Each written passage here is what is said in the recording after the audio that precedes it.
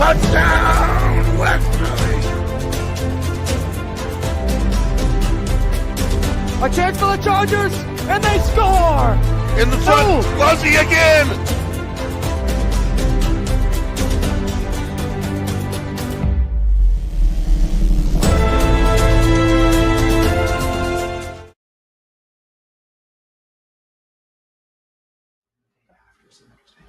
And we are on. Good afternoon, everybody, and welcome to Man About Town here on beautiful 321 Media in beautiful downtown Westerly on not such a beautiful day, but at least it's not doing anything at the moment. We've had a little bit of doing, but it's not really doing anything at the moment. We have a different kind of Valentine's Day show for you today. Not your typical stuff. We've got a lot of fun. 3 o'clock, which is now, we're going to do a little drinking. And at 4 o'clock, we're going to have a justice of the peace. And if I drink too much, I might marry him. Oh. I don't know. Sister wife Rona. Oh my gosh. So we are here today with DJ Gadget, the producer, my right hand and my left foot. However, we are not here with Roxy the radio dog. She is on assignment with Lester Holt, and they are on the road. I'm not sure if they're in Hamas or where they are, but she'll be back next week. But I am here with a friend that I know really very little about, even though I've known you for a bunch of years. Greg Post, and I'm going to call you Greg. You want to be Greg, not Gregory? Either one's like fine. The Pope? I usually say Gregory just so people don't call me Craig.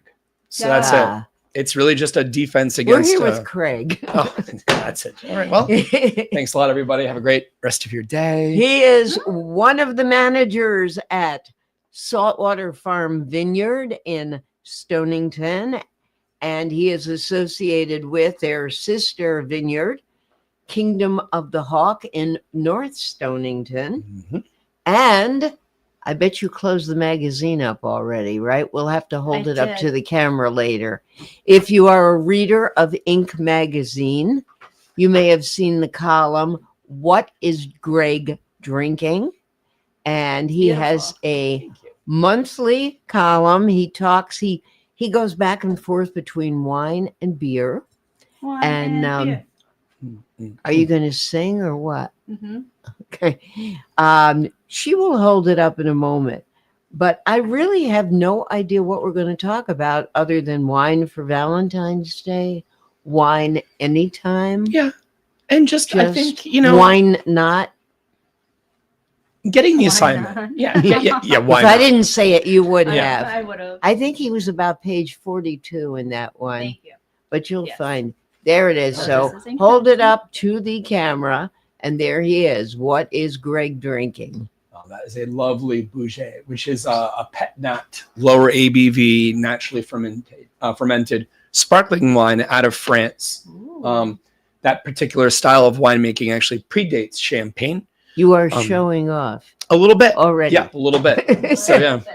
Let's give you just a little background here because you are born and raised in Mystic? I was born actually in Hawaii because my dad is a Marine.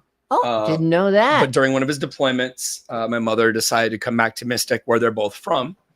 And that's where my brother was born. But I was raised here. I don't have any memories of Hawaii. So, all I have is a possible conflict. If I ever run for president and they want to say that I was born elsewhere. Yeah, that's the Hawaii thing. That right. door is open, unfortunately. Yeah. So just found out. Actually, I did not know that he went to St. Michael, which we can almost throw a stone at from here. And UConn, I know that. UConn alum, was a former UConn mascot. I was one of the Huskies while I was there. Fun fact. They have people put on Husky suits? Oh, yeah. Yeah, dance around, get everybody all jazzed Jonathan's up. Amazing. Fun fact. Aren't you a little tall to be a Husky dog? Literally, the mascots have to be a certain height. They approach you That's like the Rockettes have yeah. to be a certain height. Yeah, they will they'll say to you on campus if they run into you and they think you have the right energy. I was waiting on a table of people from the athletic department at one of the restaurants on campus, and they said, "How tall are you?" And I told them, they're like, "It's perfect for the suit. Have you ever thought about being Jonathan?" And I said, How "The tall? dog." I know you're very tall. 6'1". I thought you were about 6'4". No, I think that's just this the Leo personality. It's the hat. Oh, boy. Yeah. Oh boy. Okay. So you have been with Saltwater and Mike, and I almost said Mike and Myrna. I know a Mike and Myrna. You have been with Michael and Marilee Connery, the owners of both vineyards, since they opened. No, since 2017. Oh, they opened in 2010. I believe. Oh yeah. I knew them Okay. a little while before I started working there. The universe kept plopping me into whatever spaces they were in. They would be hanging out somewhere. I would end up at the same table. They went to Open M Bar every time they did a soft opening. I thought it was open to the public. I would show up, and my wife would be like, "I don't think they're open yet." And they're open. We'd walk in. They weren't open. Michael and Marilee, being who they are, would invite us in for a glass of wine, and then eventually They said we better hire him. Yeah. He's going to rob us blind. just kind of wore them down. Yeah. So That's great. So you have met a lot of people. You've seen a lot of weddings. a lot of weddings, a lot of nuptials. Yeah. Does it, after a while, and this is going to lead into our justice of the peace, who's probably going to come in about 45 minutes or so, but does every bride just look the same? Does it all seem the same, or is it all different and special? I'm on the other end of the spectrum. I'm a hopeless romantic. I get jazzed up for every one of these weddings, especially, because the bridal loft is the ensuite built onto the saltwater main space. Right. And there's always this moment where a couple of the bridesmaids trickle down, maybe mom comes down, and then the next person down is her. And she's in the dress. None of us have seen her in it yet. And some of the brides we get to know really well.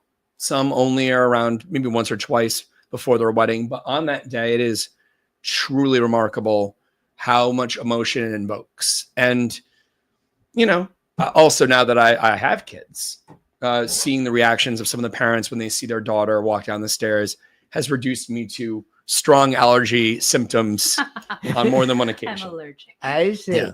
So.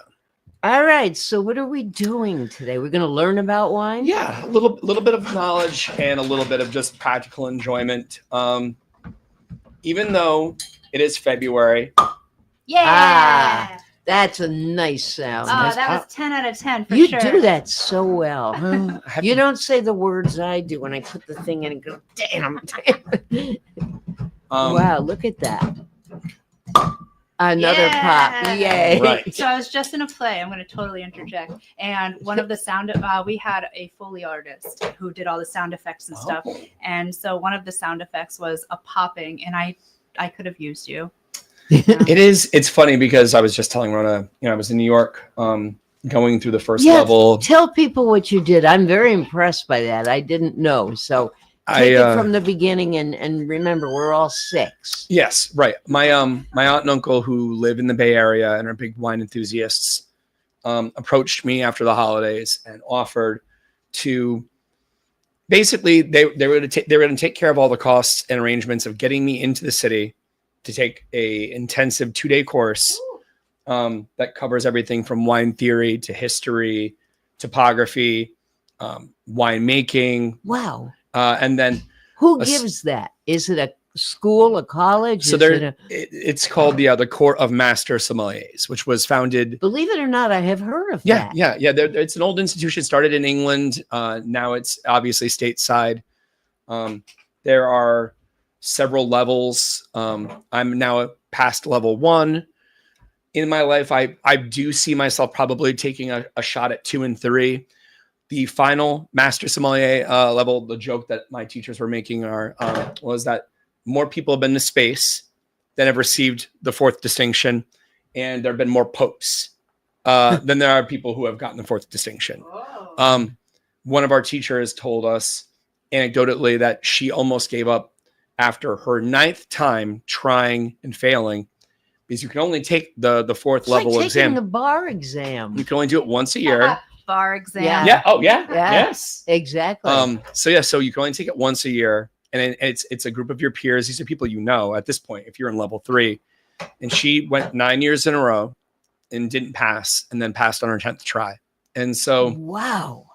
yeah, I don't know if I have that level of fanaticism. Now, if you go through all that, it gets you a better job. You can work in a really upscale restaurant, not talk to us again, put the probably, yeah, the napkin over your arm, Mhm. and be very snooty and a She, pain in the butt. She runs, for example, a wine cellar for a restaurant in Texas that's valued at like $500,000.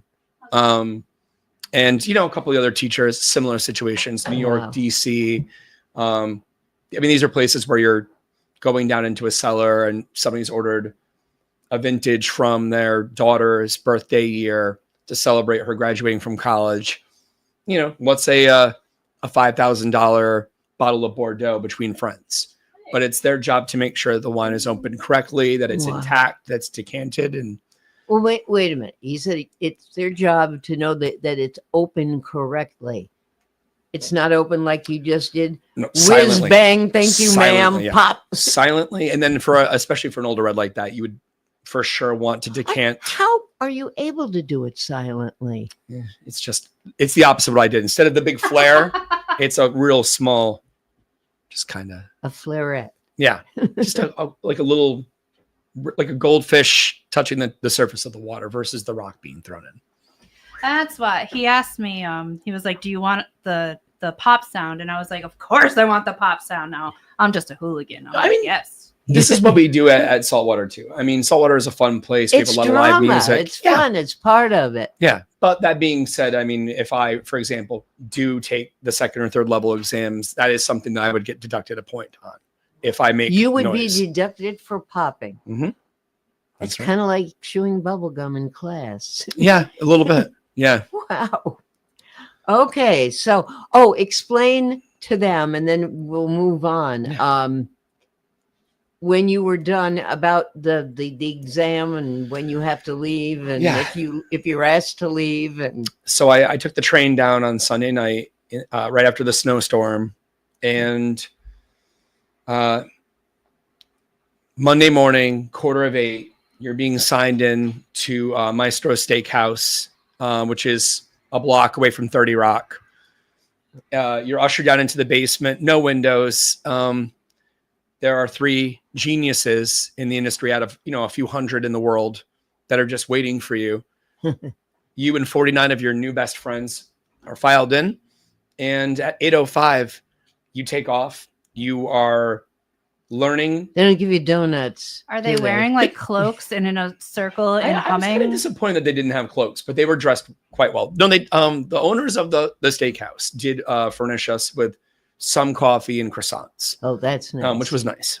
Yeah. My nerves were so high that I could barely keep down one, but I gave it my best. Well, are you doing a lot of drinking then during the day? You have to while spit you so have that to you don't, spit, so right. you don't go off the rails. Although I will say that one of the teachers was really kind, and the last tasting of the first day, she could tell that we were behind the eyes, just spinning. Yeah. And she said, "Why don't we do the last group of tastings informally? Sip the wine, enjoy it, and then go out, get a burger and a beer. Don't think about wine until tomorrow." But it's 8 to 6 the first day. Wow, that's intense. And then it's 8 till 4:35 the second day, followed by a 70 question exam. And then they march you upstairs. They pour champagne. They read who passed. You get pinned in front of your classmates. If you didn't pass, they pull you off to the side and give you your options for retaking it. And then if you're me, you go to, with a couple of your classmates, to one of the better wine bars in New York, where After all this, you went and had wine. oh, heck yeah, I did. Yeah. I ordered 1 glass of wine, which costs more than most bottles I'd be willing to buy on my own. And then they said, "Do you want another?" And I said, "No, thank you." And my second glass of wine on the way home on the train was a Amtrak special vintage. I'm So- sure. I'm sure. Yeah. Amtrak's not going to, and they're not going to make the pop. They're No. going to do the screw off. No, right? you don't. And the server, when I told her, as she handed me my screw top half bottle of wine, was not super impressed with the fact that I just gotten pinned. I was like, I can tell you everything about this wine. That's The what I was soil, gonna, like, if the you go to a climate. restaurant now, is it like different for you? And you're like, oh, they did that wrong. Oh, they did that wrong. I mean, this is gonna suck. I think I'm going to be more aware of some of these things, but I'm also not from historically this background. So I don't think I'm going to hold it against people. All right. Ultimately, wine is equal parts art and science. Mhm. It's farming, but it's also the vision. Like Michael and Marilee aren't winemakers, but they had a vision when they saw that old airplane hangar. Right. So they are a part of wine because they saw the potential there. Our vineyard master, James, is from Ashaway. He's like a swamp Yankee through and through. He grew up, got the opportunity to do work out in the field, and then ended up taking over that job. Our winemaker is based out of the North Fork of Long Island. He's from outside of Champagne in France. He's won all these awards. Now think about those, how the universe had to connect those people all to have them Right. together to make these wines. And then how lucky I had to be placed into their orbits. So if I'm at a You wine kept bar, pushing yourself inward. You didn't belong. that's right. And I will That's how continue you to got do it. so. Yeah. But I mean, if I'm at a wine bar and I order a Sancerre and it's great also, and they open it poorly, the soil has to be just right, and it can't be for every grape. correct. The soil there had to be right for just certain varieties. And it must be the same at Kingdom of the Hawk. And we need to talk about Kingdom of the Hawk a little bit later, because I'm amazed there are people that have no idea that there's a second vineyard. Well, we're It's working so on that. easy and right off the exit. Yeah, I mean, your point about the soil is actually extremely important to the wine process. Wine, like traditional vinifera, the stuff that we make wine out of, only really flourishes between the 30 and 50 parallels. So too far up, it's going to be too icy, too cold, too much rain, not enough heat for the grapes to get ripe. Too far south, and over-ripened, too high sugars, too sweet of wines. So where So Stonington, it's a balance. yeah, Stonington It's a really has delicate more in balance. common climate-wise with the Loire Valley in France, like Burgundy, Bordeaux, these continental to coastal regions of France that have cool, wet springs, warm but not hot summers, with a kind of slow transitions into the fall. So we were lucky being on the Sound there. The soil content was rich. The weather was supportive. And the joke that all winemakers make, that Michael has made a few times, is the way that you make a small fortune being a vineyard owner is to start with a large fortune. So we were lucky that Michael and Marilee were willing to invest both mentally, physically, but also fiscally in a process that, when you plant the vines, best case scenario, year 4, year 5, you're going to get a crop to make wine with. And that's if everything goes great. Then you still have to bottle it. You have to build a tasting room. So, I mean, Yeah, this is not like, I was I was looking for ice melt yesterday, and I went to Ocean State Job Lot, and they're all sold out. sure. But they had all their seeds there for the spring, because at a certain date you put the stuff out, it doesn't matter what. And I was thinking to myself, with seeds, you plant them, and then in a couple of months you put them in the ground or whatever. Mhm. That's it. But with wine, you plant, and it's a couple of years, Mhm. isn't it? Yeah, I mean, you have to be, one of two things has to happen. You either have to be willing to invest not just in the process of planting the vines and building your trellis system, installing irrigation if needed, all that, getting a tractor, getting a team, that's one expense. But you won't start getting recouped in wine sales unless you buy grapes or juice from another provider to start making wine in advance. So if you're just organically starting it from day one, you're not going to sell a bottle of wine that you made for probably 4, 5, 6 years. Yeah. So you have to have a lot of patience Mhm. and money. Yeah. Both. And luck. Wow. So. Wow. Money, patience, and luck. And then with the El Nino and La Nina, does that affect and climate change? Does that affect what's happening down there in the ground Not yes and no. I mean, and on climate the change. vines? Climate change has really changed our growing season. At least we now frequently are waiting until the back end of October, sometimes early November, to harvest. Mhm. Whereas when I first started in 2017, it was usually early to mid October. So, a week, 10 days, 2 weeks doesn't seem like a lot, but it's a lot for grapes. The plus side of climate change is regions like ours, now that we're getting a little bit warmer, the grapes are able to mature a little bit more than they were. The Brix level, which is BRIX, if you can hit 20 in this area, you're doing great. So we're getting, a few years now where we've had north of 20. The downside is we're, another Sandy away from losing vines. I mean, you can have a storm come up and wash your Another vines Sandy, away. Wow. We got lucky with Sandy. The vines were dormant when Sandy hit, so they didn't die off from the saltwater exposure. Oh, you were lucky. But if that storm had hit 2 weeks before, we could have lost the whole field. Oh. And then you have to hit the reset button, right? I mean, Is there insurance that covers that? There is. And I would imagine very expensive insurance. I can't imagine it's cheap. I'm not privy to those invoices, and No. I don't want to be footing them No, either. I'm sure you don't. I would assume, and I could be wrong, that the majority of the people who are watching this, listening to this, are kind of on the amateur end of wine. So what should they be looking for, asking for, and when they go to Saltwater and to Kingdom of the Hawk? Tell us what the process is. When people come in, you're behind that counter. Mhm. If you don't already know them, do you ask them what they want, what their experience is, if they've been here before? Yeah, I mean, the first thing you have to do is just field their wine experience prior to you meeting them, right? So I have a couple quick questions. Are you into chilled wines, red wines, both? Are you looking for something drier or fruitier?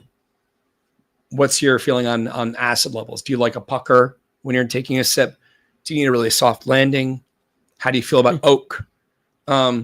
Just a few basic questions like that. If that goes over their head, you just ask them, do you want dry or sweet? Right. Cold or room temp?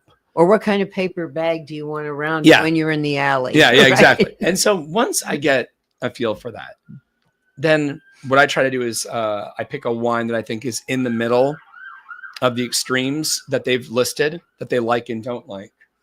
And I use that as a barometer. So if somebody comes in, these two rosés are a good example, right? The Pinot Noir rosé. Rosés are kept cold? Chilled, yeah. And a traditional rosé, just for the people at home, if you are new to the wine culture, it's a chilled wine made with red wine grapes. So you're taking, in this example, Pinot Noir, in this example, Cabernet Franc. They look exactly the same to my eye. And they're both French varietals, so that tracks. You're pressing the grapes, but with white wine, you take the skins away immediately. With red wine, that's what I was gonna say. I had like a whole bunch of true or falses in my head. All wine is made from the same-ish kind, like same grapes, right? White wine is made with white wine grapes. Oh, okay. Red wine is made with red wine grapes. All right. Rosé is made with red wine grapes. Orange wine, which is more common in Europe, Orange wine is made with white wine grapes. Orange wine is basically just rosé made with white wine grapes. So you would take a Chardonnay. So it's making it lighter in color. Darker. It's the opposite. It's like, so in your rainbow of wine, red wine is here, white wine is here. When you make rosé, you're leaving the skins on for 1 day, 2 days, enough to give it this much color. Then you separate it out and treat it like a white wine. With orange wine, it's the opposite. It's already white. You leave the skins on to make it a little bit darker and give it a little bit more tannin. Then you separate it out and treat it like a white wine. But so in this example, you have Pinot Noir, Cabernet Franc. This is going to be drier and lighter. This is going to be medium and a little bit more like a Spanish rosé, a little bit fruitier. But in a traditional rosé, you'll see all sorts of red wine grapes being used. Merlot, Malbec. Which one is fruitier? This one? The Cabernet. The Cabernet. Hey. Yeah. But normally when people come in or I sit at a bar and I hear someone say, I want a cab, they're talking about a red wine. Yeah, and in this country, when people ask for a cab, they're typically asking for Cabernet Sauvignon, which is it is the child of two other grape varietals, Cabernet Franc being one.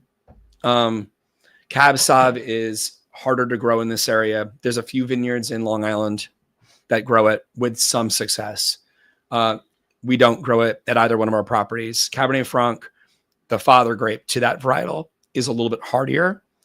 It's a Bordeaux varietal, so it's from a part of France that gets a little bit more rain and a little bit more wind. So it just has what it needs to hold on a little bit longer. So, and it's primarily, all of them are from France. Like traditional vinifera. Wait, what's vinifera? Vinifera is the term for grapevines that we're using for wine. So vinifera is old world traditional French varietals. There are old world traditional Italian and Spanish varietals. It's important to differentiate that from the grapes that make Welch's, or for that matter, in this country and in other countries, to adapt to climate. You can breed grapes to create hybrids or crossings. Those grapes are going to be designed. So in Wisconsin, there's a school that does a lot of hybrid cloning, and they're designing grapes that can survive in the Midwest with a lot of snow and a lot of frost and a lot of heat in the summer. Makes sense. Yeah. Now, do you think those grapes, like because of those conditions, despite the fact that they're trying for that, are going to be like a more bitter or a more, like it's going to be tougher, obviously. So what would that do to the taste? Sweeter. Mm-hmm. Because the grapes are going to fight harder to survive, and they're going to develop kind of they're not going to have that store salinity. That sugar. It's going to, it's more, So we have many vineyards, even in New England, that have a lot of hybrids planted. And you'll just notice that in general, they tend to be a little bit denser, a little bit fruitier, or a little bit sweeter.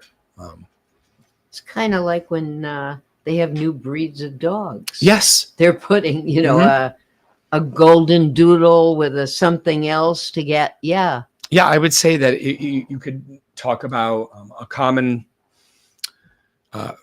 hybrid that's in this area is St. Croix. St. Croix is like a golden doodle. It was designed to have some of the aspects of a traditional wine, but survive under extreme conditions. So, why are you giggling over there? Because it's funny. We should have service wine, service animal, service wine. Okay. This is just how my brain works. I can tell you that we get about 2 minutes before we go to break. So I just want you to finish your thought for now. We'll still be coming back to you, but very quickly. Yeah. I would just say that in general, if you give, whether it's at a wine bar, restaurant, or a vineyard, if you give the person behind the bar, if they're invested in the experience with you, just a little bit of information about what you like, and then just be open-minded. Because if it's something like Chardonnay that's planted all over the world, some Chardonnay is oaked, some is aged in concrete, some is aged in steel. You have Chablis in France. It's very different than the Chardonnay that I had on the Amtrak yesterday. So you might like one of those and hate the other, but you won't know unless you always keep a space open for it. So. And also you said that, you should tell the person behind the bar. It's a lot different going to Saltwater Farm or Kingdom of the Hawk or the Ocean House than it is going into a local restaurant that needs people and just hires somebody because he or she has had bar experience. Doesn't mean they've had your kind of experience. Yeah, and that can be said about package stores too. You walk into a package store and you go down the Chardonnay aisle, and there's about 200 friends waiting to say hi to you. Yeah. If you haven't had that wine before, it is a risky proposition. You could get something that tastes like a stick of butter or a bag of potpourri or like a crisp farmer's market Granny Smith apple. All of those are going to be in that aisle. I was in a restaurant about a week and a half ago, and I sat at the bar and I ordered Prosecco. And the guy said, okay, he was a young guy and he was back there and he's looking. And I'm thinking, oh, I'll bet they're out of it. And he's looking under the bar. And finally he came back. He said, what is it? Oh my gosh. Oh, that's You know, kinda cute. it would have helped if he asked me first. Yeah. Because he said, is it a wine or is it a, and I said, yeah. And it took him a while, but we found one together. Aw, that's cute. We are going to take a very short break. According to DJ Gadget, we will be back with Gregory Post. And I love these stories. We could do 2 hours of just you. You're listening to Man About Town, and this is 321 Media. We're in downtown Westerly, and we'll be right back. Experience local excellence with Roof Right Roofing in Charlestown, Rhode Island. With over 40 years of unmatched expertise, Roof Right specializes in architectural shingles and holds the prestigious title of GAF Master Elite Installers. Known for their commitment to the community and support for local initiatives, Roof Right is your trusted partner for all of your home's roofing needs. Call today for a free estimate at 401-212-4140. Hi, this is Dan from Lathrop Insurance. In this challenging insurance environment, Lathrop Insurance can be your beacon in the storm to help you find the coverage you need at the right price. Now, more than ever, you need a partner in the insurance industry that can work with multiple carriers to make sure you have the right coverage at the right price. Lathrop Insurance carries home, auto, and business insurance and can be reached at 401-596-2525. We've been supporting the local community since 1939, and we look forward to working with you. What's going on, everybody? It's Patrick down here at the Wireless Zone at Dunn's Corners at 224 Post Road, and everybody down here is getting the brand new iPhone 16. We have it here in stock. The best part is right now, if you trade in your old phone, you get it for free. We got deals all weekend, awesome savings. Come on down and see us, 224 Post Road, Dunn's Corners, Verizon Wireless Zone. We'll see you soon. D&V Mechanical specializes in the installation, maintenance, and servicing of Mitsubishi ductless mini-split heat pump systems. We are certified by Mitsubishi as Diamond Elite Contractors and factory trained and up to date on the proper procedure of the installation and service of Mitsubishi ductless heating and air conditioning ductless heat pumps. We assist with the paperwork to reduce much of the stress-related documentation required to get the state rebates and federal tax incentives. We are not a jack-of-all-trades, master-of-nothing company. We are masters of ductless heat pumps. It's what we do, and it's what we know.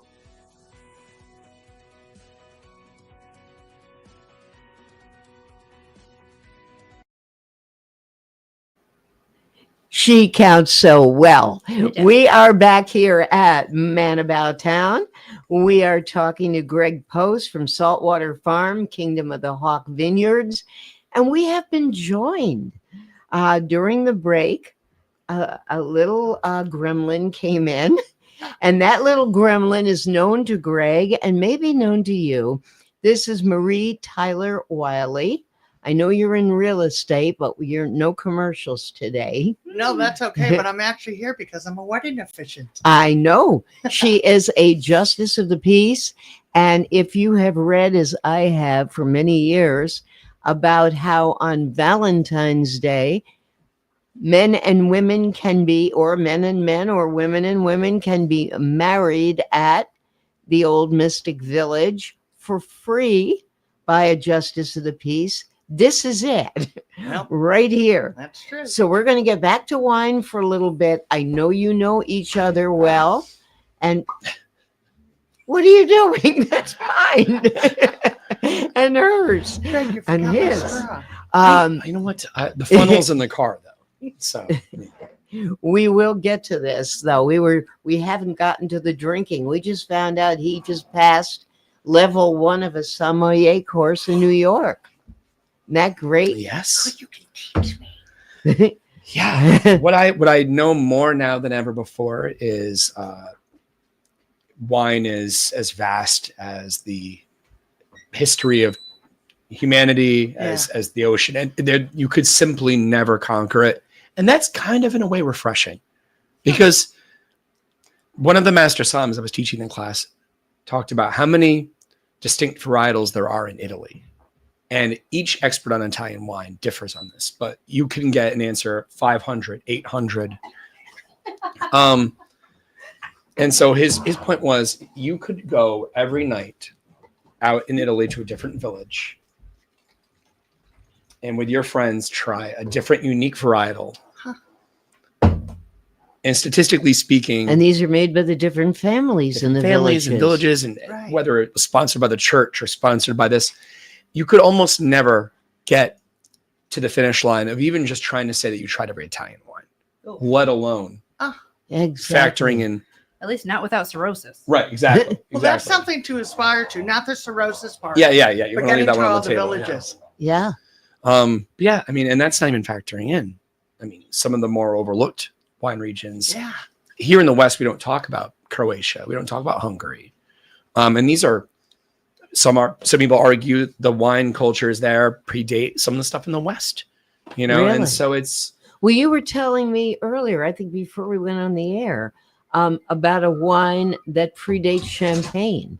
It's a style of winemaking called pet nat, which is short for petit natural, which is just making sparkling wine in its own. It has to do with the yeast and when the yeast is active and how it's activated and how you disgorge it. But it's an older style of sparkling wine. And yeah, so that's Great. yeah. You spend. Well, she already started. I've been looking Yeah. at the damn bottles for 45 minutes here. So we're going to start with the Pinot Noir Rosé from Saltwater Farm first.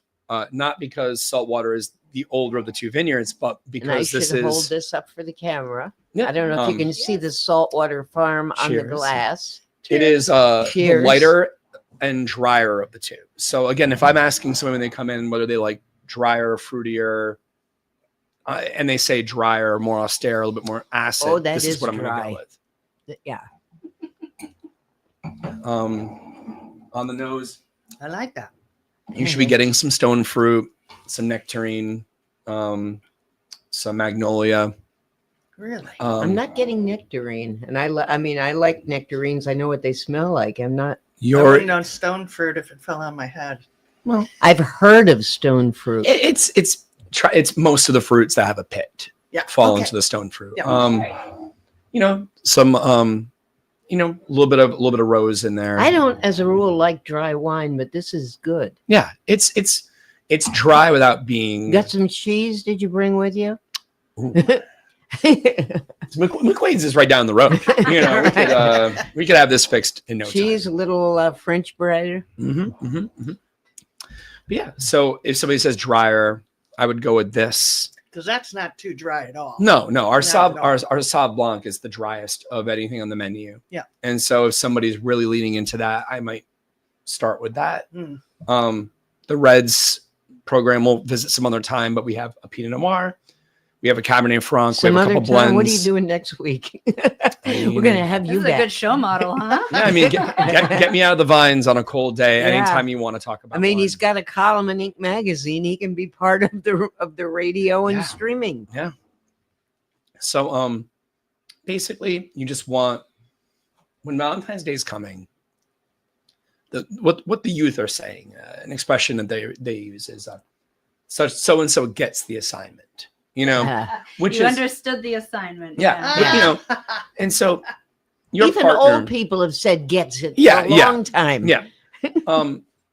You know, you want your partner or your roommates or your friends to know that if they have asked you, if you're the one in your group of friends that they think has the palate, and they say, hey, we're having a dinner party for Valentine's Day or Galentine's Day or whatever, bring some wine. Try to read the occasion. Think about the people that you're going to be sharing this wine with. Think of the people, I would think, even more than the occasion. Well, yeah. Well, the occasion is going to, I mean, for me, I think rosé is perfect because it's pink and it's celebratory. Right. So that speaks to Valentine's Day. So But if you were going to get how do you understand this assignment? If you were to get a dry wine, because it says it probably on the bottle that it's dry or sweet or blah, blah, blah, hopefully. But if you know you got a dry wine, you have a dry wine in your hand, next you're going for chocolate or cheese. Like what aisle are you going down? Chocolates, you got to go to red. I learned that in California. I mean, reds tend to be a little bit better with chocolate. I would say with cheese, it's just that's a tricky question too, because you either want a wine and food pairing to be complementary in the sense that they are matching intensities. So you would take a really briny blue cheese and you would want maybe either something like this that has high acidity that kind of keeps up with it, or you go in the opposite direction and you do get like a sweet brie Riesling, because the Like a sweetness in the Riesling is going to draw out the salt. Right. It's a counteractive palate effect. So you take the bite of cheese, your mouth goes, ooh, that's salty. Yeah. Then you take a sip of a that's Gewurz better. or And it pairs. yeah, It and pairs and well. it rounds out the palate for you, which is sometimes nicer than trying to do the keeping up game. What's amazing is out in California when you go to the vineyards, and if they do a little tasting with you, they'll give you the same wine but with cheese or chocolate. Mhm. And the first time it happened to me, I was like, they switched. You had to switch the wine. They're like, no, Yeah. it's Uh-huh. the same. So it's what he's saying about the palate. Yep. Yeah. And we have we're actually doing a wine dinner tonight at Dock 9 in the Velvet Mill, and it's featuring 4 courses of their delicious foods, 4 of our wines, and then 4 different candied apples from a purveyor of candied apples that has a space in the Velvet Mill. Yeah, I know that. So yeah, That's cool. That's So the real question here is, who wants to take me? I don't drink. You can have my wine. I'll take you. I'll take you. Okay. And then you can drive me home. Yes. that's a nice 1-2 punch right there. You know, Is that sold out? Do you know? they were doing it not as one ticketed, one at a full seating. They were just doing rolling reservations. Oh, I see. So to that point, it sounded like they were pretty booked. I up tonight. saw the menu That's cool. online. Very good. Yeah, I mean they're a pretty new restaurant, but I think if you're going to try to make it in the culinary world, especially in this hotbed of food, wine excellence, you know, doing something that draws in other places in the community that people are already passionate about, I Smart, think makes wonderful. a lot of sense. Yeah. So With all due respect to the Ocean House or the Capitol Grill up in Providence or the really fine dining restaurants, you can still have good wine and a good culinary experience at a much lesser priced place around here. We've got great restaurants. Mystic. Oh, I mean, 100%. you both are Mystic people. Mystic's got fantastic restaurants. So does Westerly. I mean, Westerly has a great scene Yeah. right now, and it's getting better every week. And one of the things that's interesting about people that decide to become a sommelier is that you can be one at any type of restaurant that wants to invest in having a beverage program that intrigues people, entices people, and meets them where they're at. I mean, one of the more prestigious somms in New York City started off working for these Gen X punk rock guys Yeah. that started like a Your people. Those are my people. yeah, they started this Brooklyn pizza joint. And the food was great. You're sitting on, park benches that they ripped up and put inside this building. Yeah. It's raw, it's exposed brick and metal, Cool. but they cared a lot about the beverages, but they didn't want them to be price prohibitive. Yeah. So they went out and paid Good to for bring them. in a sum and said, listen, get for this price point the right wines in here. And it became a hot spot. People from all over the city were going to this little dumpy pizza place for a bite of great pizza and a wine list that matched perfectly with the energy of the pizza. You don't need to be serving a $300, $500 bottle of, Blanc de Blanc. Right. At a pizza place, you just have to find something that fits the moment. It knows its place. So You know where Exactly. you would love? You should go check it out because I'd love your opinion. I think it's called Union Market. It's on LaSalle Road okay. up in West Hartford. It's a restaurant. Ooh. And they are serious about their wine. And they're always enticing people to, get acquainted and learn about it and taste it. And Oh, I'll stuff. give it a shot. I mean, West Hartford is another culinary Yeah. hotspot, so that doesn't surprise me. That's great. Well, what else do you want to say about wine for a couple of minutes? Because I wanted to move a little Yeah. bit into weddings, although we've got you till 5 worry o'clock. But there's a perfect transition. When people come in to book a wedding, Mhm. And I know what the rules and regs are, say, of saltwater, about buying at least one case. Right. And then you can do your own thing. But above that, are people very caring about what wines will be served? Do they leave that to the caterer that they hire to suggest pairings? Or is it just, hey, we want to have a party and drink? It's all of the above. I mean, you get couples that come from all different backgrounds and their families too. There are families that come in and have such specific wine requests and interests. And that's refreshing. You know, it's nice to talk to people that care a lot about it. And there are people that say, listen, as long as the dance floor is full, I don't care what they're having. Make sure it's pouring quickly. That's and my job. Yeah, so you're talking to a DJ now. Mhm. She's worked That's DJ. right. Yeah, that's You've literally. tons of I'm weddings. about to put it on my website.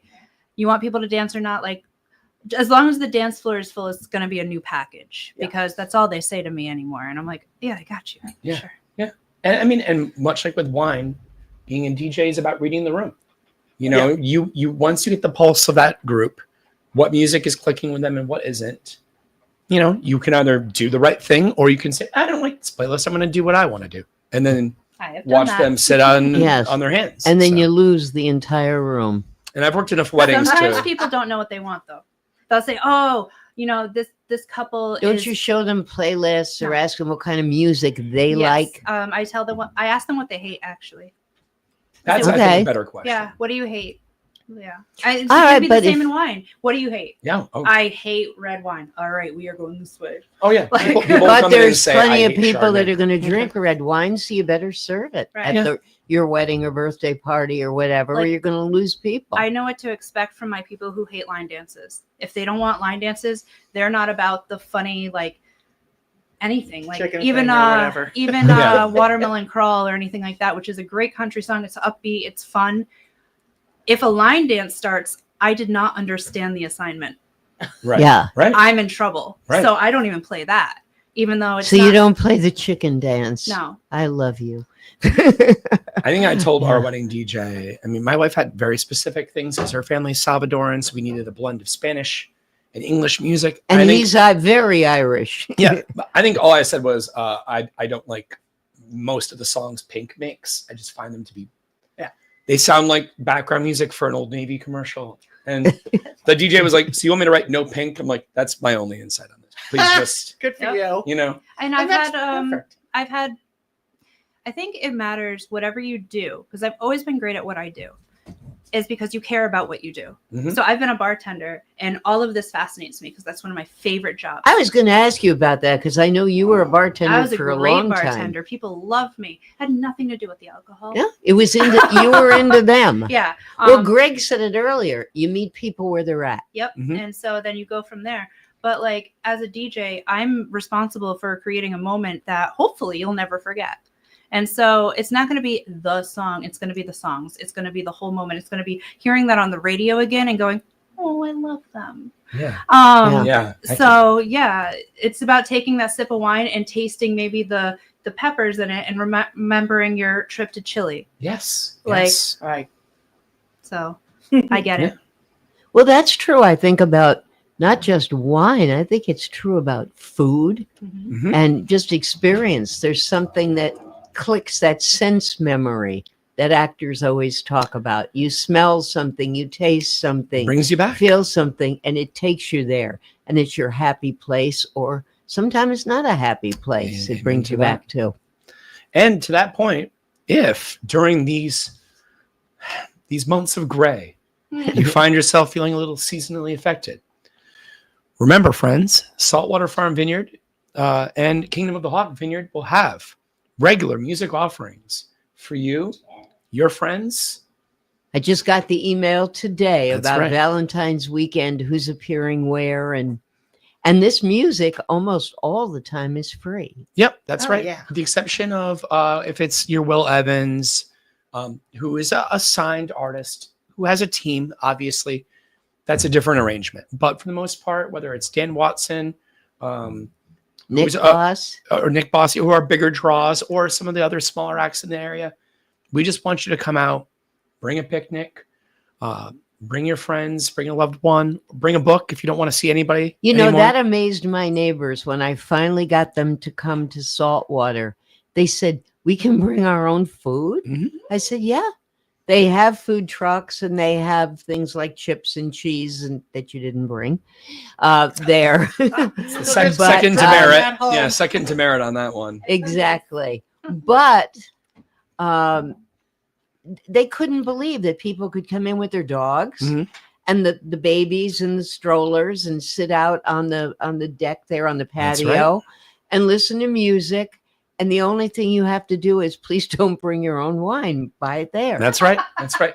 We offer at both places wine as well as a rotating offering of Connecticut-based beers and ciders. Yeah, right. Right. So really, you know, listen. And also non-alcoholic. That's right. Plenty of those options as well. Very, very popular and gaining more so. I saw that on NBC a couple of days ago that it's gone up something like 400% in the country. Mhm. And they're looking for non-alcoholic beers and wines. And In Connecticut, I mean, we have Athletic Brewing, which is arguably right now the premier non-alcoholic beer option in the country. Okay. Is that I mean- the one in Willimantic? No, they are like down by past New Haven. I think they're in Stratford, like closer to Bridgeport. But they are nationally known now. They've really Wow. taken it very seriously. And like Cool. you said, if it's something you're passionate about, like they are, you can do it right. Music at Saltwater is going to be shifting to Sundays in March, and Fridays and Saturdays will still be at Kingdom. Right now through February, Oh, all right. Saltwater will have music on Fridays as well as Kingdom. please tell them where Kingdom is. I mean, I Kingdom of the can Hawk. very easily, but Kingdom's cool. it It is. is. People have no idea. They'll say, they have another one? It's haven't heard of one it. exit away from Saltwater. It's exit 92. If you're traveling through Connecticut, is it 92 if you're coming It back is. in It's Rhode Island? 92. Okay, Yeah. and then Either it's way. right off the highway. You don't feel that you're as close to the highway as you are because you are in this You feel dramatic. like you're out in the middle of nowhere. Yes, Yeah. it's just The view. rolling hills and birds and the So wonderful. Isn't And this, just this stay- is exit 92-ish. Ish. Yeah. Yeah. Like You I can got certainly I get took here for 91 to 92. get here, but To that's just stand because- You get out off the there. exit for the Mystic Pizza too. Is this That's the right. second one? I This was going is. to Are Oh, you? wait a minute. What's Hold going on? Yep. to stand out there on their balcony on a beautiful night. And well, like right now, Oh, I Full haven't been moon there is at night. tonight. I've only been during the day. full moon is today. Oh, yeah. And you see the full moon or you see the hawks flying over. Mhm. It is absolutely gorgeous. And The to your point, sunset. it's so family oriented. Yeah. Yeah. They really are. Oh, Both yeah. places. They want you to bring your babies, your That's kids, wonderful. or And I also want to say that there has been a trend over the last couple of years of vineyards disparaging bachelorette parties or larger girl groups from going out because they're laughing too loud and they've got funny sashes. Let me just say something right now. All right. There's only a few safe spaces for women that are commonly accepted. I don't think it is. I just don't think it's the right idea to tell No. ladies you can't come to a vineyard to celebrate your friend Well, being that's married ridiculous. or her 30th or her 40th. You know what? At Saltwater Farm, if you're respectful, you don't have anything profane on your shirts, come on in to Saltwater and Kingdom, have some wine. I will happily take a group picture of you outside by the vines. Aw. Try to live your best life. Lord knows the breweries aren't telling the bachelor parties that they can't come in. Yeah. Weird. So, you're there to celebrate. right. Wine And wine it's- is a celebration. I'm looking across the street at the library, and Gadget will tell you we have them on with us once a month. And one of the things we always talk about is this ain't your grandmother's library. That's right. You're encouraged to make noise. Yeah. The kids' room, there's laughter and there's running around. And I was in there yesterday and somebody was playing a guitar in one of the rooms. That's awesome. Why Yeah. not? But years ago, it was shh, Oh, you're in God, the yeah. library. Yeah, I mean, and that's listen, it's okay to have a vineyard that wants to only cater to a traditional, more formal wine experience. If that is what you want, and you're the millionaire who's operating that place, and you say, I don't want anybody having a birthday party here. I don't want anybody who's not, I don't want anybody wearing a hat. No fun. I want no Right. laughter. That's fine. I mean, you can have a very austere vineyard. Just like you can have a library that's not. And locked. what's the name of that church? What? I mean, I'm not. really? Yeah, I mean, well, to be honest, there are some places. Yeah, that are I just- mean that's what it would be. but It would why- seem to me if you're going to have a drink or two or to go to a party or a wedding, Right. you want to have a good time.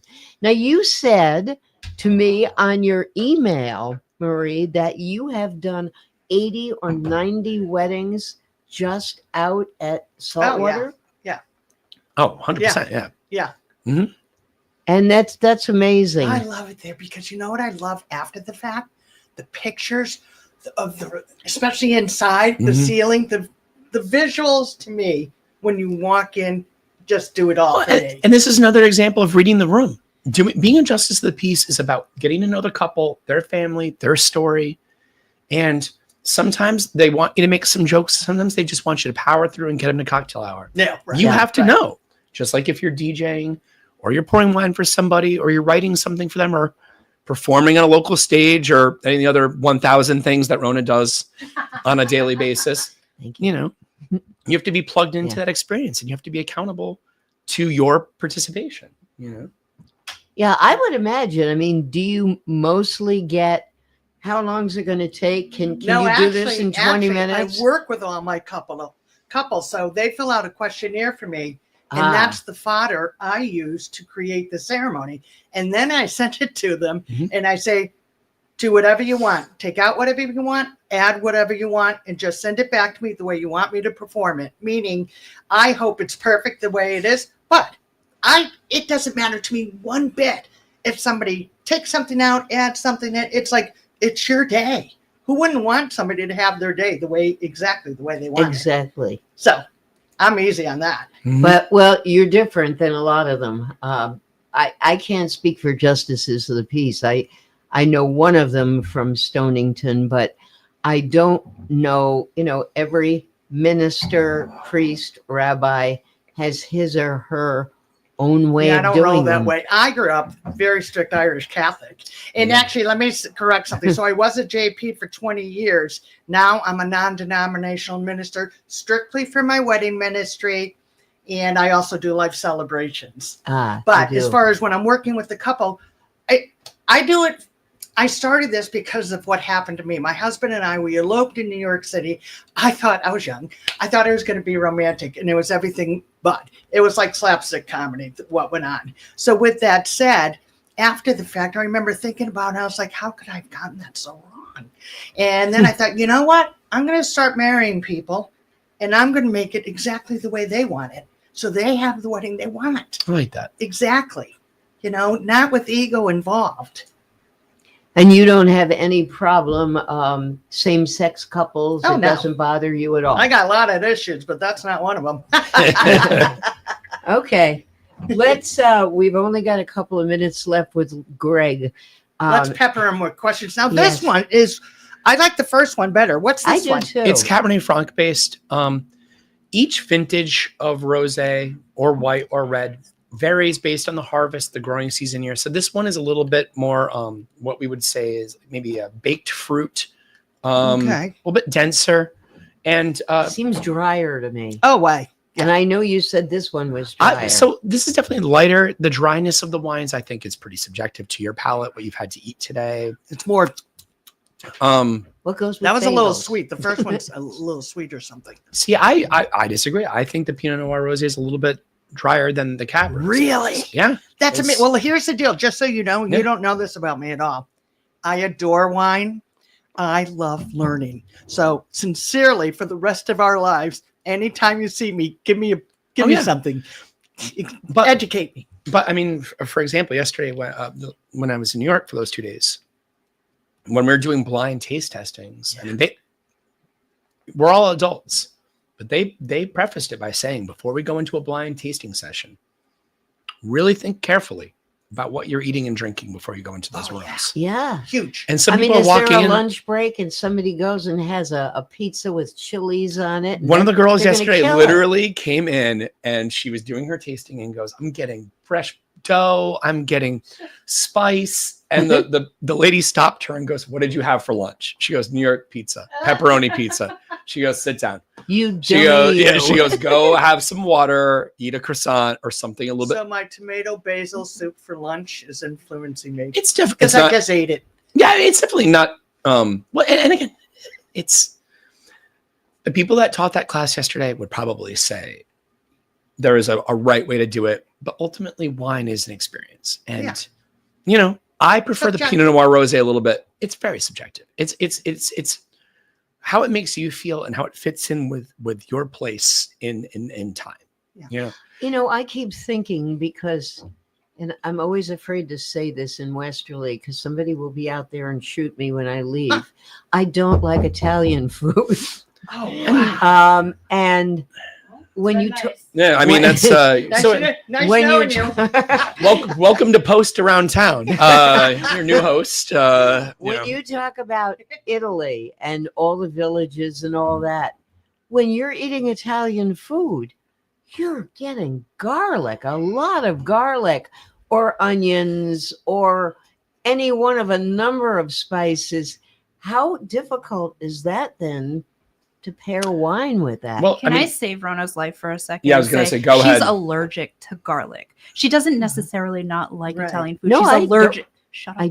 Shut up. But also, Don't like pasta. I think saying you don't like Italian food to an Italian food map is as crazy as saying that you don't like Chardonnay, given how diverse Chardonnay is represented. Because you have to remember, Italy, with the wine and food, is much different when you're up in the north, straddling the Alps.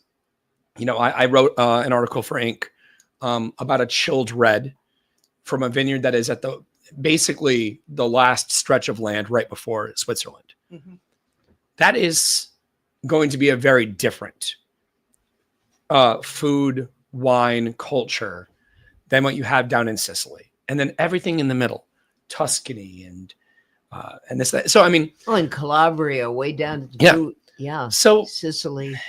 I again, like the Italian food in the north of Italy has more of a French and Germanic feel to it. It is less garlic, honestly. It's less tomato. It's more. I'll just say this: roasted wind meats. things up, and this will get me definitely when I go out. All right. If it doesn't taste like grilled cheese and potato chips, it's not Italian food for me. All right, and honestly, I mean, one thing I will volunteer is that I knew I didn't know much about Italian wine before I took this test, and now I'm much more certain that I don't know anything about Italian wine. Right. And I'm going to spend a while digging into it because I did not know how strict their laws were. And how territorial they are over their varietals. Met you where you were, which is what you're talking about. Yeah. You are going to become a regular here or a semi-regular. We're going to have you back. Again, you have been listening to Greg Post. He is a co-manager at Saltwater Farm Vineyard, associated with Kingdom of the Hawk. He writes a column for Inc. magazine. You can tell Mike and Marilee Connery, and we will tell Jeff Lilly from Inc. They'll be getting bills from 321 Media. This has been a great commercial for them, but you are a great ambassador. So thank you so much. Your column is due tomorrow. I am quite aware. Get on it. All right. When we're going to take a break, when we come back, we will be with Marie Tyler Wiley. And if she and I finish the bottles, you'll be with DJ Gadget. You'll be back at Man About Town, 321 Media here in downtown Westerly, and we'll be back. Wood River Health is my home for health. Wood River Health is a one-stop shop for primary medical care, dental care, behavioral health, and social services. We care for the members of our community because they are our community. I'm Allison Crow, President and CEO of Wood River Health. Since 1976, our health center has provided high-quality, affordable health care to residents of Rhode Island and southeastern Connecticut. We are your neighborhood health center. Let us be your home for health. Experience local excellence with Roof Right Roofing in Charlestown, Rhode Island. With over 40 years of unmatched expertise, Roof Right specializes in architectural shingles and holds the prestigious title of GAF Master Elite Installers. Known for their commitment to the community and support for local initiatives, Roof Right is your trusted partner for all of your home's roofing needs. Call today for a free estimate at 401-212-4140. Hi, this is Dan from Lathrop Insurance. In this challenging insurance environment, Lathrop Insurance can be your beacon in the storm to help you find the coverage you need at the right price. Now, more than ever, you need a partner in the insurance industry that can work with multiple carriers to make sure you have the right coverage at the right price. Lathrop Insurance carries home, auto, and business insurance and can be reached at 401-596-2525. We've been supporting the local community since 1939, and we look forward to working with you. What's going on, everybody? It's Patrick down here at the Wireless Zone at Dunn's Corners at 224 Post Road, and everybody down here is getting the brand new iPhone 16. We have it here in stock. The best part is, right now, if you trade in your old phone, you get it for free. We got deals all weekend, awesome savings. Come on down and see us, 224 Post Road, Dunn's Corners, Verizon Wireless Zone. We'll see you soon. Do you want to get your business in front of over 100,000 viewers every month? Advertise with 321. Who? That's all we hear is you kind. Do you want to get your business in front of over 100,000 viewers every month? Advertise with 321 and enjoy the best value in local advertising while supporting free community live streams. Your message will be seen across live high school sports, morning shows, and local events, connecting you directly with engaged audiences, boosting your visibility, growing your brand, and helping us keep these broadcasts accessible to everyone for free. Partner with 321 today and watch your business thrive.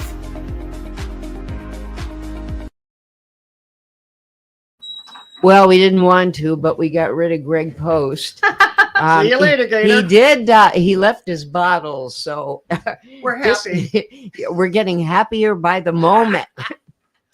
So now we are here with Marie Tyler Wiley, Justice of the Peace. Well, here, let me correct you on that. I was a JP. All right. You're Now a I'm not wedding anymore. officiant. Wedding officiant covers everybody. It covers if whoever you're going to find out on the street who's going to marry you, wedding officiant does the job.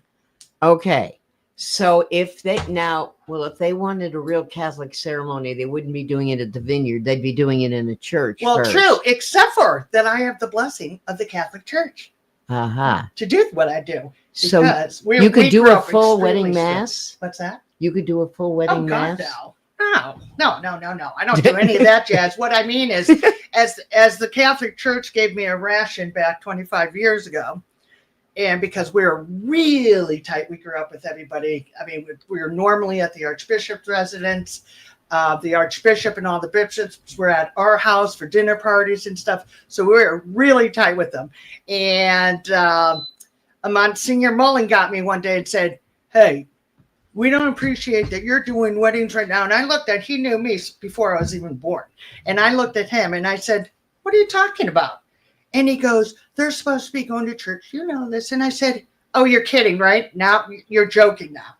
Because I wanted to get married in the church, but I couldn't because my husband had been married before and they hadn't had an annulment. And that was not going to happen. So I just told him the truth. And by the end of it, he was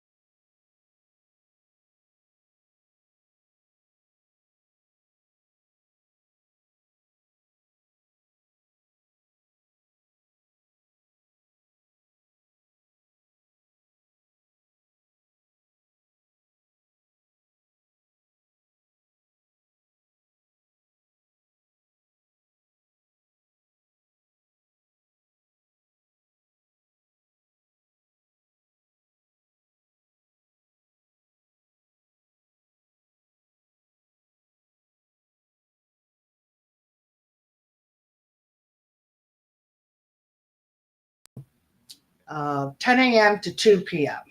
All right. And how many can you do in 4 hours? I've done easily 36. Whoa. In 4 hours, but they're all you're fast. They're all abbreviated ceremonies. They're Sure. not my usual 20-minute, 25-minute ceremonies. Right. You know, normally when I do a big wedding, they have a big bridal party. I do, the whole enchilada with, 2 readings. You have music coming in, you have music in the middle, you have music at the end. So that's always between, 30 and 40 minutes, depending on. And that's with Right. 2 readings, smaller readings, not big, long ones. But anyway, so all you have to do is go to the Stonington Town Hall, get your wedding license, and it's a 10-minute drive to see me over at the old Mystic Village. And that's a great little chapel. Well, it is. It's and just so picturesque. It's called the Meeting House. Yes, I know And that. and every time I look at it, I'm like, I don't get it. Well, whatever. But the bottom line is, it's the only building there that looks like a church. And it has been run like a church. They've actually had a pastor there for like Really? 15 years, and now he's gone. But they did they had their Sunday stuff for years. Okay, so now you're 3,500 weddings. Good Lord. Of those 3,500, are there a couple that you say, oh boy, this is in the top 10? Yeah. Well, and so I was going to say, I honestly have been truly, truly blessed. I think when people choose me, we resonate with one another. I mean, who's going to hire somebody that they don't get good vibes from? Yeah. That's not happening. So I've been really lucky, but I'll give you a couple of them. I marry a lot of the military from the base and the Coast Guard Academy, and I give them all $100 discount. All right. Wow. So, but of course, in Mystic, there is no discount because that's free when you're doing it. On Valentine's Day. Valentine's Day, it's always free. But I'm talking about the other weddings when somebody calls me and says, hey, we wanted to get married on Thursday or Friday. Are you available? And I say, sure.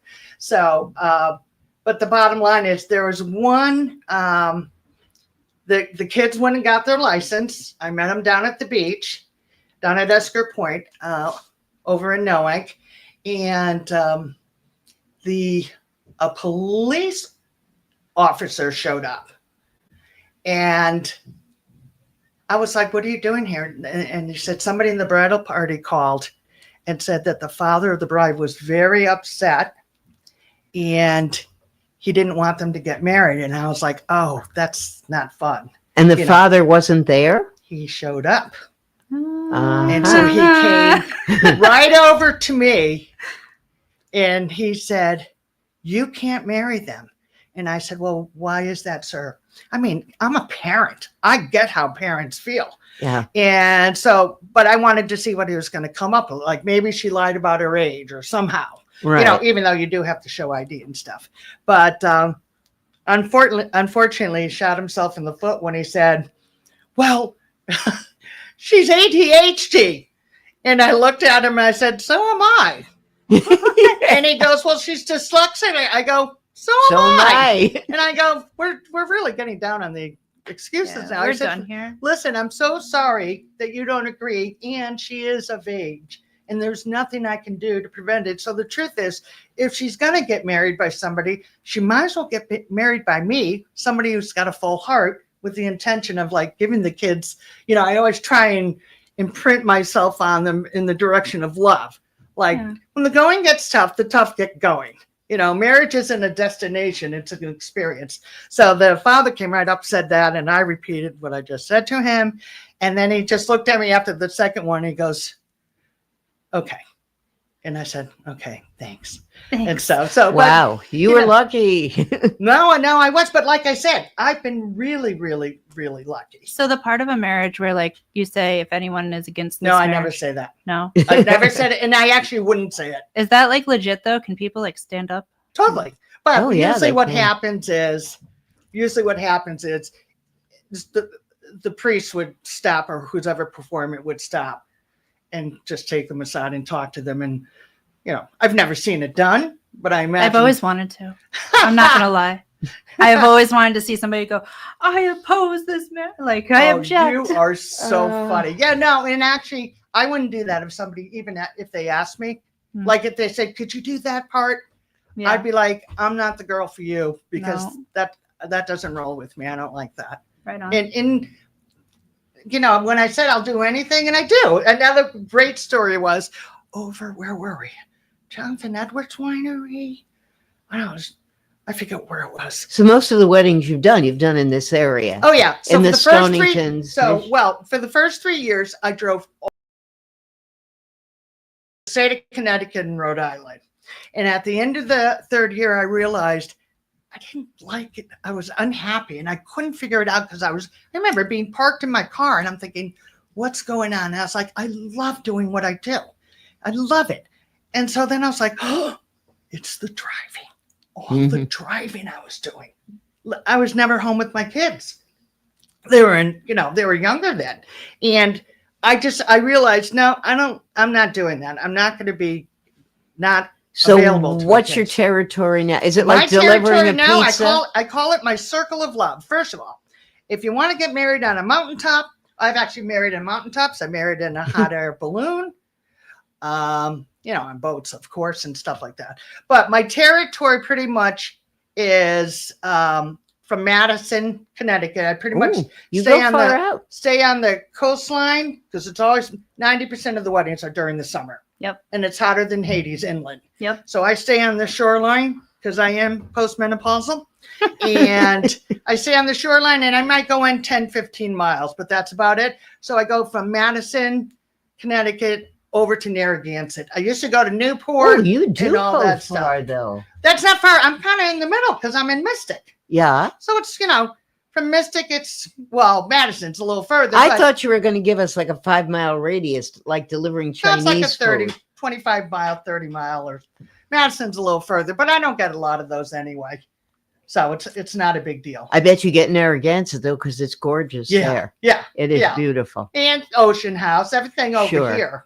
The vineyards and stuff over here too. So I do that. And Yeah, when you told me, when I said, I wonder if you know Greg, and you said, well, I've done it about 80 or 90 there. That's a lot of weddings. oh, it is. It is. Oh yeah. But you know what? First of all, and I was being honest with them, I love wine. I love learning about it. It's just so much fun. What he gave me today, which I'm thrilled about, because I'm going to Italy. So it's like, I've been to Italy a few times, but it was only in restaurants that I was drinking wine, and it didn't occur to me like the idea of villages, like going intentionally to a village to taste their wine. Now I'm like this. That is my mission. So that's what I learned, and that's what I'm going to do. That's great. Yeah. Well, it was wonderful. It was wonderful to learn from them. That's why I was like, oh, this is great. Anytime I see him, I can just bug him for information. Besides not saying if anyone here has any reason why, blah, blah, blah, is there anything you won't do if asked? Have you ever been asked by a couple or by a family, we want you to insert this or do that? Or Oh, certainly with, and actually sometimes I would do it just to have fun with the couple, depending on the couple. Just do fun things like goof up on the guys when he's doing the I do parts, the vows, and just goof up. And when he gets down to the end, say something like, because they're repeating after me. Right. And I promise to love and, protect you all of my life. And he repeats it. And then I would say, and I promise to do every single thing you want me to do, no matter what. And they'd stop and they'd be like, then everybody would burst out laughing. Yeah. I'm not saying that. Or that I'm always, or you're always right. Yep. But that's few and far. But you got to have between. the right kind of couple. Oh, for yeah. that. But, and so another couple that I forget where it was. They don't do honor and obey much anymore, do they? No. In fact, most of them say, I want to make sure. I said, don't worry. It's going to be exactly the way you want it.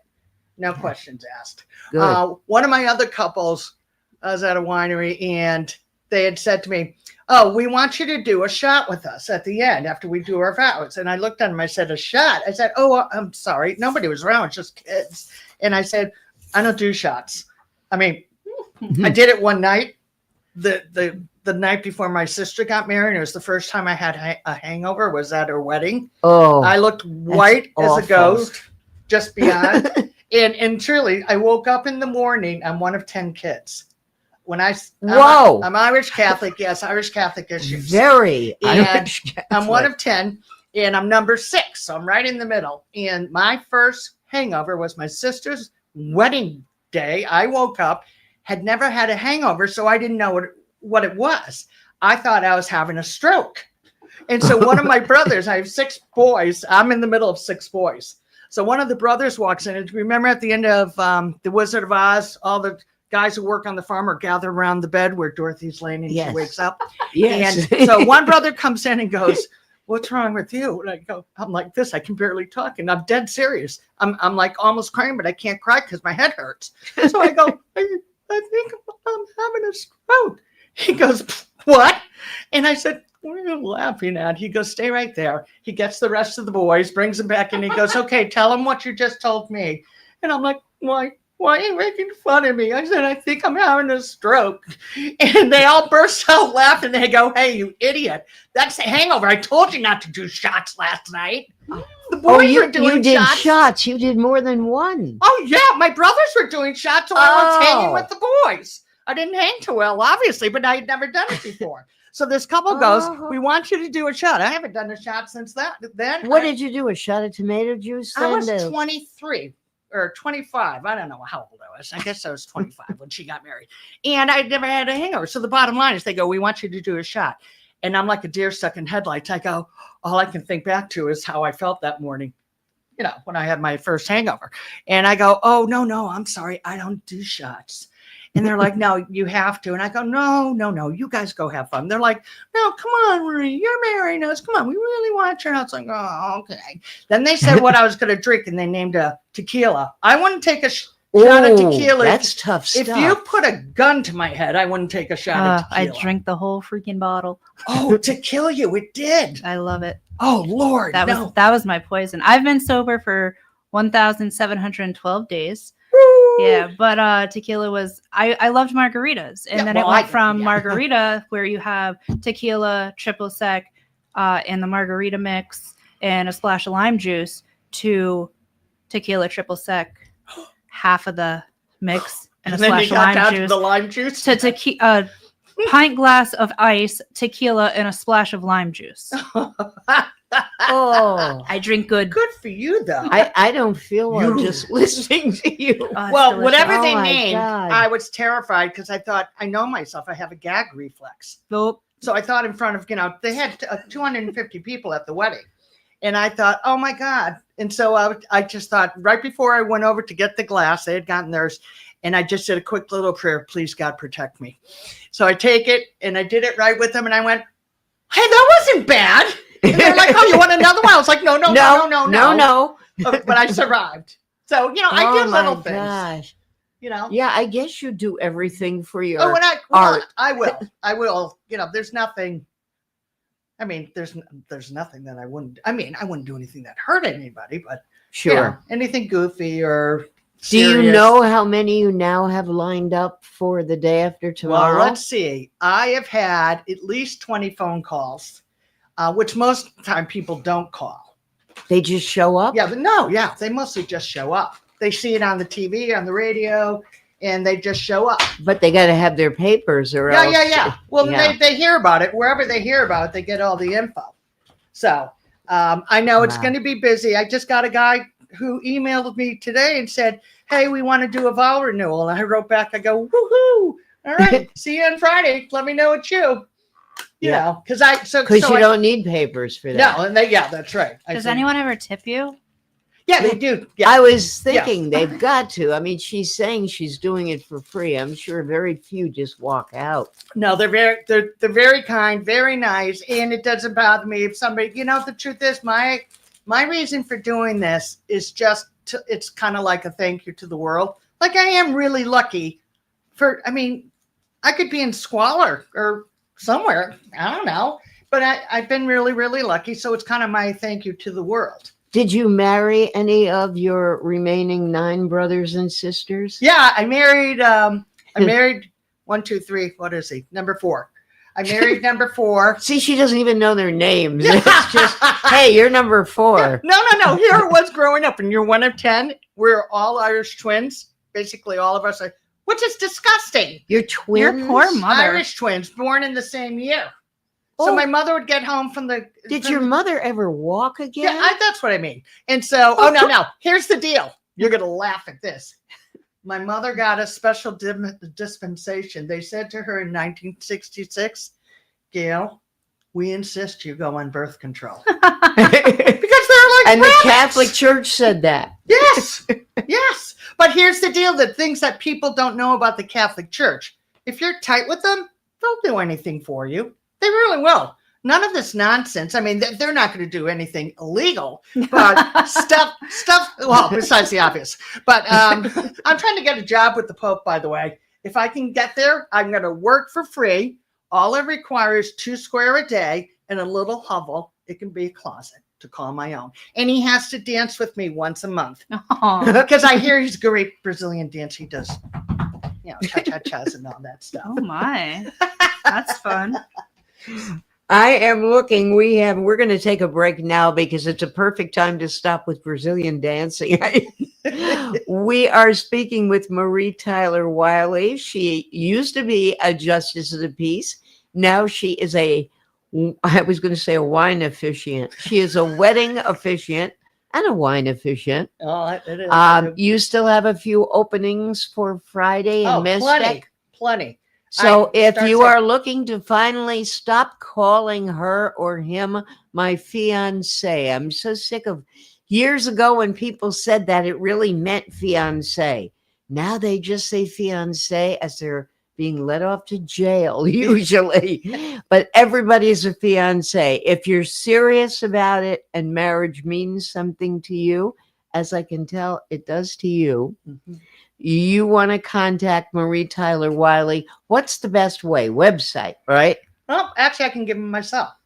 860-941-9519. 860-941-9519. And the truth is, if you remember the name Marie Tyler Wiley, just Google it. You'll find out everything you ever wanted to know or didn't want to know about me. But that's a good thing that you said that, because a lot of people listening to us are Driving. in cars. Yeah. We don't want them getting into accidents. Nope. So it's Marie Tyler Wiley. You are listening to Man About Town from 321 Media. We're in downtown Westerly where nothing's happening yet. It's just sort of threatening, but it's still beautiful down here. Great downtown. We will be back with the rest of you shortly.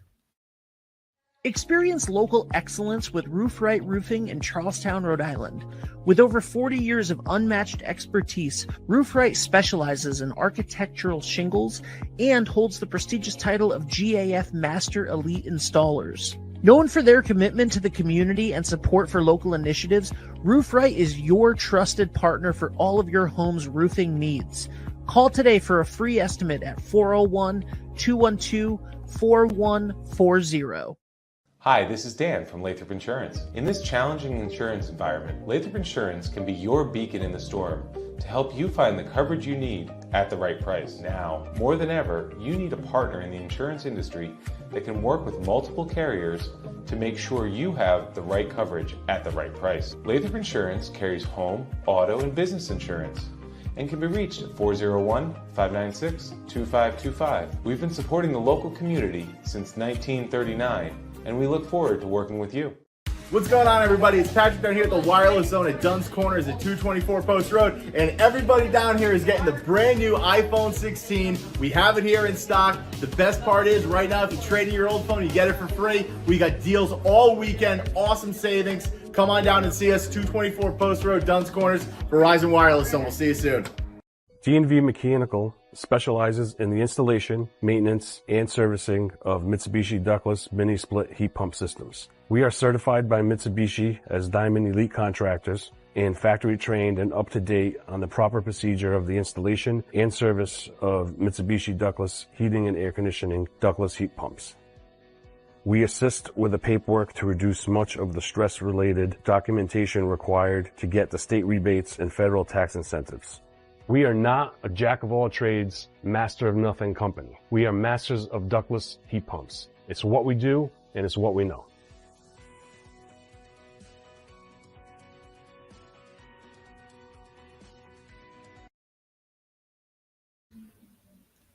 Come on into the clubhouse, gang. We are back at Man About Town.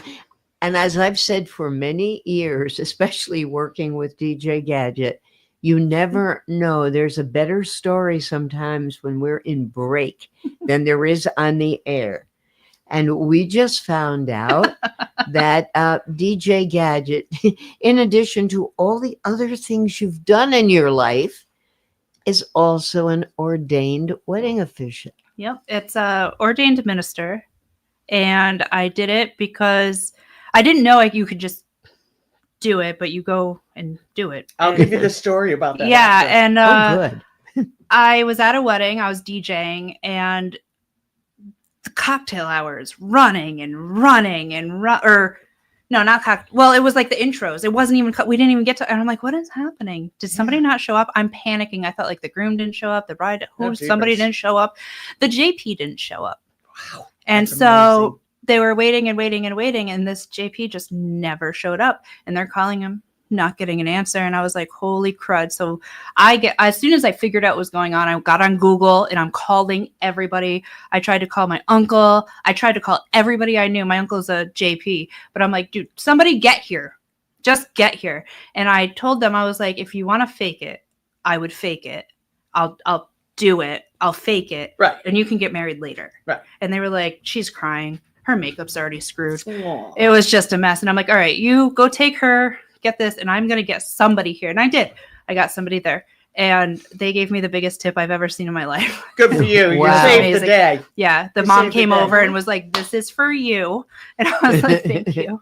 And then, Well, very yeah. cool. That's awesome. So yeah, if it ever happened again, I could just step in and yeah, save the day. do it. Yeah. All right, Marie Tyler Wiley, let's hear your story. All right. So first of all, let me explain about the ministry, the online stuff. So I was doing weddings for like 5 years. Morning, noon, and night, I was always over at the Ocean House or over in Narragansett. And every time I did a wedding, they would have to pass a bill in the legislative branch for the state of Rhode Island in order to give me a one-day pass. Right. Yeah. And so they Yeah. kept doing that and kept doing it. And it was just a PIA for me because I was like, oh my God, I got to make sure that that's got all taken care of. So I'm legal. Finally, one day I was so sick of it. And I called the governor's office. I got whoever on the phone, Rhode Island governor. And I said, look, do you know how much time and energy and money you're wasting doing this? Just Rhode Island's good at that. yeah, and Real well, there good. we go. And I said, just find me something, some way to make it legal so we don't have to go through this because I'm not moving. I'm going to be here for the rest of my life. And I have been. That was 25 years ago. So the office called me 2 weeks later and said, hey, we found something you can do. You can go online. We want you to go to this ministry. It covers all the laws for all the states. Go online, take their course, sign up, do it, and whatever. And so I did.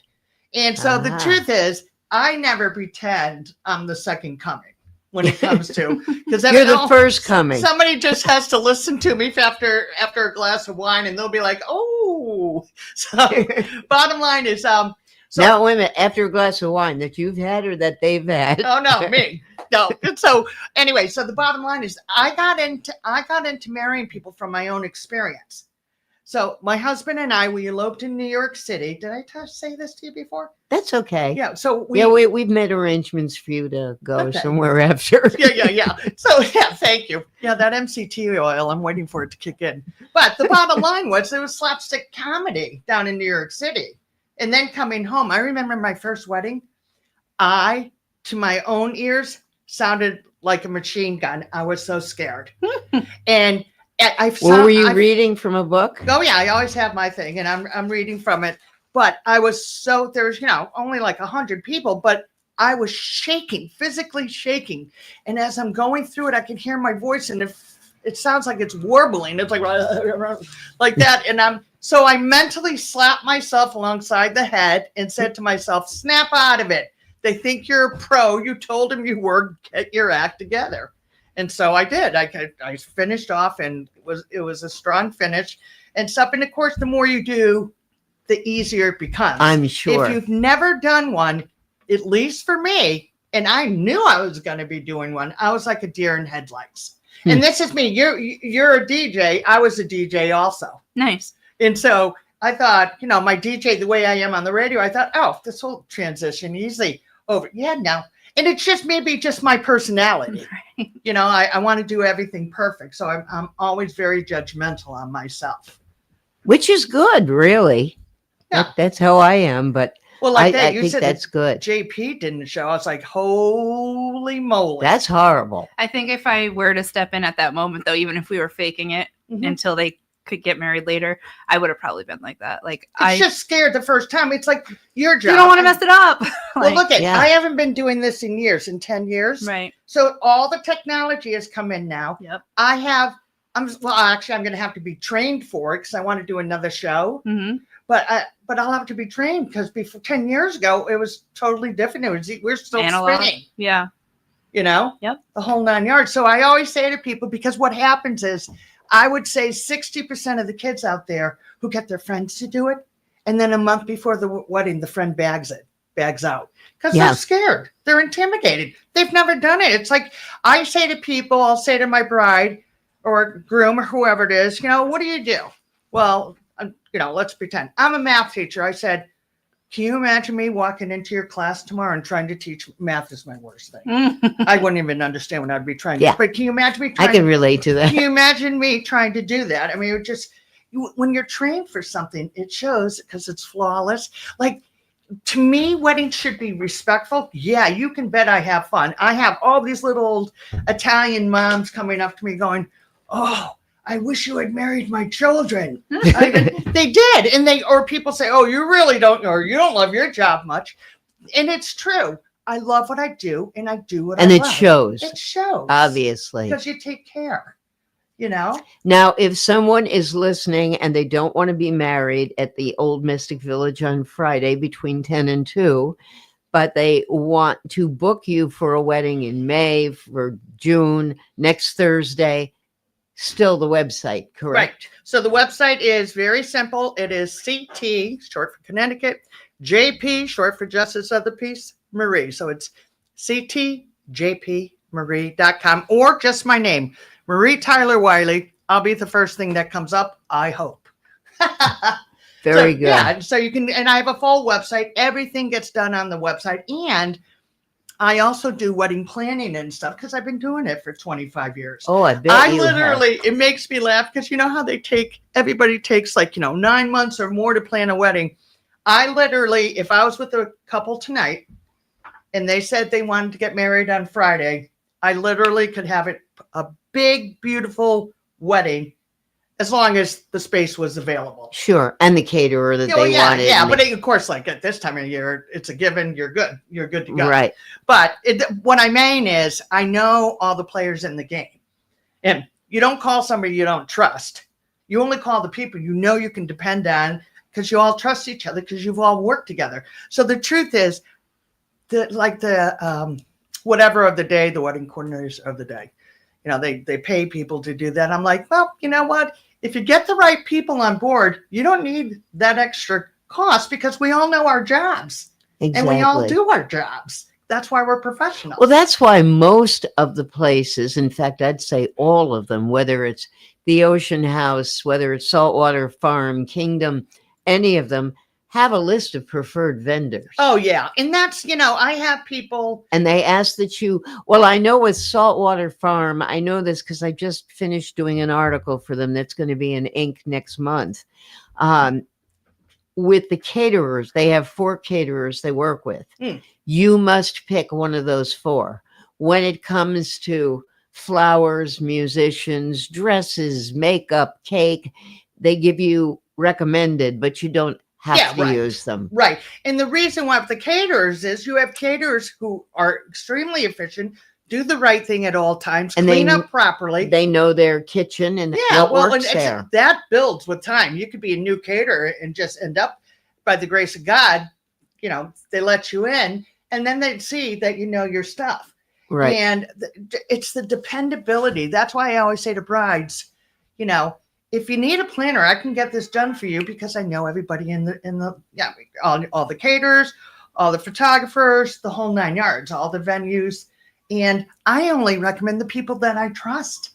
Yeah. I mean, I would never recommend. The ones that are recommend. going to show up. Well, that's what I mean. You would never, because your reputation's on the line. If I Absolutely. recommend Joe Schmo who's not going to show up or doesn't do a proper job, is not responsive. I mean, you have to be responsive to your couples at all times. It's not a big deal. I always say to, people feel, or young women, a lot of times will feel embarrassed. Oh, I'm sorry for asking. This might be a stupid question. I say, look, no question is stupid. You've never been through this before. I said, I'll give you a little example. I race sailboats. All right. I race yachts. Every year, without fail, I have to remind myself what every line is on the boat, what it's for. And if you end up on all different sailboats are set up differently. So I can't apply what's on one boat to another boat. So I always say to my brides, look, kid, you know me. I could talk a dog off a meat wagon. Just give me a call and I'll help you. Right. Tell me about, because I don't know if this happens as much now as it did years ago, or if that makes no sense, because it will always happen. You're getting ready for the wedding ceremony to begin. Mm-hmm. And the father, the mother, somebody in the wedding party comes and says, we have a problem. Cold feet. What do you do about somebody who says, I don't think I want to get married? You pull them by the freaking ear. Well, I tell you what, I was married before I married my husband for like 3 minutes. I was married. Oh, yeah? Oh, I was young and dumb. Sorry. Yeah, how'd that go? No, yeah, that didn't work out so well.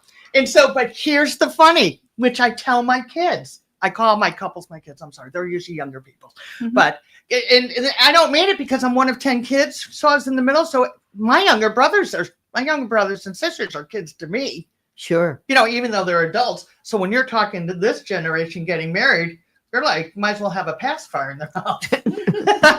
So, but anyways, I always say to them, look, here's the deal. I can't say that. I always say it.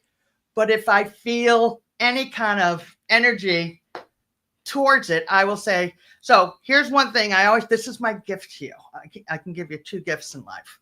My first gift is, if when you're doing the vows, if you get a little like me, and I explain what happened. My first marriage, when it came to the I do's and we were doing the repeating, literally, what's his name from growing up? You're too young. What's his name from growing up? The cartoons. Sam with Bugs Bunny, the guy. Elmer Fudd. Well, one of those guys. It was a cartoon. It popped up like a cloud right here as I'm going to say my I do's. And it was a cartoon, and the guy was flipping flipping a coin and catching it and going, I do, I don't, I do, I don't. And so I just looked up and with cartoons. He was flipping a coin. And that's what I'm looking at when I'm getting married the first time. And so I look at it and I think, oh, you can make anything work. Just go for it. So I moved forward. Well, guess what? That didn't work out so well. So I didn't understand when I was getting married that first time. I didn't understand what I was seeing. It was me, my inside, my gut instinct screaming to me saying, wake up. Yeah. And I ignored it because I'm a trooper and I'll always go for anything. Let's do it. Let's fight. And so I just thought, no, I'll make this work. Yeah. And it didn't work out. And so now when I finally understood the symbolism of it, now I say to kids, if anybody has anything to say, I say, this is what you do. You turn around, you give them a kiss and you say, I love you. I'm sorry I can't do this right now. I said, you cannot go through if you feel that way. Wow. So has that ever happened? No. That's good, because Dad has put a lot of money out. Oh, my goodness. Yeah. Yeah. He wouldn't be too happy with you. In this day and age, it's like, you'd never want somebody to go through with something that's supposed to be a lifelong commitment. Yeah. Right. You would never want somebody to do that. And just, when clearly if I'd had any brains when I was first getting married, I would have recognized what I was seeing.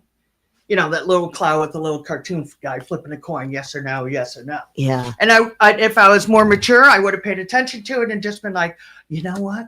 We have to take a little break and have a discussion. Yeah. I just didn't understand. Of course, today couples are different. Different good and different bad, both. Because unfortunately, we live in a throwaway society, and they figure, we'll get married if it doesn't work. We'll get divorced. That hurts my feelings.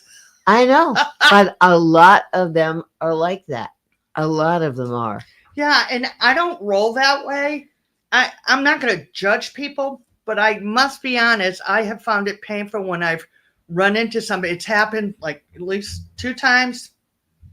The first time was shocking to me. I ran into a bride. I was like, "Hey, it had been like 3 years. How are you? It's so good to see you." And I always love my couples. I said, And you can remember them after how's- all that many. "How's Joe doing?" She goes like this, dead serious. "Oh, I got rid of him like 3 months later." And I was like, I wanted to burst out crying. I was like, "Oh my God." Even if I just DJ, I get really hurt. It really hurts when people say they got divorced. I'm like, oh, like, Yeah. I don't know. I don't know why. Yeah. But I'm like, oh. But all that work unfortunately, for a nothing. lot of people today, that's where they're at.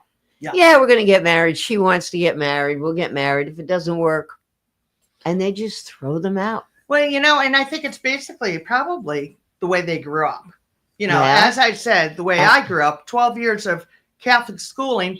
And so I had an hour of religion every day for 12 years. Did all 10 of yeah. you in the family Yeah. go through this? Yeah. So 12 years of 1 hour education every day. And then because I love religion so much, I'm not a holy roller. I can't recite jack shit. Excuse my voice, French. I cannot explain. I can't recite one thing from the Bible, but my heart's always in the right place, right? So I loved religion. So I had 5 hours during the week, one each, an hour each day. And then on Monday nights, I went to catechism too for fun. Oh, good. I Lord. loved For religion. fun? For fun. And I was always, all right, so I'm ADHD, dyslexic, you name it, I am it. And so I'd come home with my, we had the nuns with the rulers and all that jazz. And I'd come home with my father. We were raised just like The Sound of Music. Oh, so Lord. my father was the stern one. My mother, she didn't have to take curtains down. Did he blow the whistle different He times? had a whistle. He And did, he'd go, really? He didn't even have to bring his fingers to his lips. He'd just go, and you could hear it like a mile away. And when you heard that whistle, you came running home. We all lined up, one to the other. Yes, sir. Yes, sir. No, sir. No, sir. It's stuff. So we grew up. And you lined up by age or height? always. Wow. I remember he did this one year. He get on different kicks. One year it was like vitamins. Okay, you're all getting vitamins before you go out the door. Another year is you all drink a little glass of milk before you go to school. I must have been allergic to milk, but I always got sick when I drank it. And he didn't seem to understand that. Nobody had allergies back then. No discussion. You're just acting up. Yeah. Quit acting up. Exactly. He'd be like, drink it. I would be like to my brothers and sisters, because it was hilarious. I'd be like, I'll do the dishes for the week for you if you drink this for me, please. Oh, I just wouldn't have gone to school. I've been like, nope, in the bathroom. Sorry. Didn't even think of that. My dad was 6'5". He was a big dude. And you just, as a kid, you were just like this. Yes, sir. Wow. I think for me, it's very much less religion. But my community has fought so hard for the right to get married that it hurts so bad when people discredit it or don't think it through or don't take it seriously. Marriage is marriage. Yeah. How would you not take it seriously? Love is love. Right? Right. And That's it's what like, I always say. Love is love. Me and my wife are really lucky. I actually have these 2 straight friends who refused to get married until everyone had the right to get married. And their marriage means so much to me. Just because they were together forever and they were a fiance forever, but they refused to because so many of their friends couldn't get married. Wow. Yeah. It was Where are you beautiful. from? For them. New London, Norwich. Yeah. Oh, okay. How about you? Me? Yeah. Originally? Yeah. Or no? Jersey. Originally, I'm a Jersey girl. Oh, Jersey. Yeah. Where all the good people the big come from. hair, the white lipstick. Oh, that's hilarious. Oh my God, that's so funny. Where all the rich people come. I was born in Newark.